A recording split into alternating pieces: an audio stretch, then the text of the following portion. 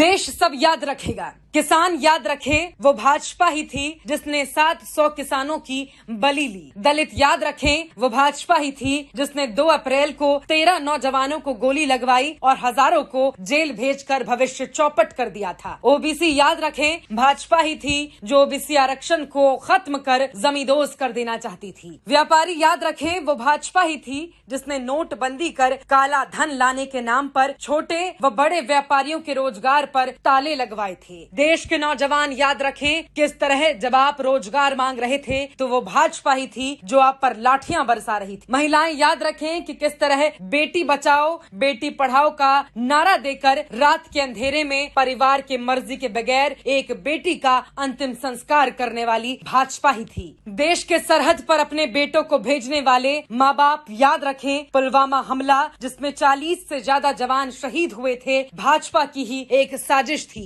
देश के लोग वो कोरोना का दौर भी याद रखें जब देश को अस्पतालों की जरूरत थी तो मंदिर बनवाए जा रहे थे। जब लोगों को दवाई चाहिए थी तब ताली और थाली बजवाने में भाजपा लगी हुई थी। देश को अडानी अंबानी जैसे पूंजीपतियों के हाथों में बेचकर देश के नौजवानों को बेरोजगार करने वाली भाजपा ही थी। जो भाजपा को वोट देगा वो अपने साथ साथ अपने बच्चे अपनों के भविष्य के साथ भी गद्दारी करने का काम करेगा। भाजपा भगाओ देश बचाओ।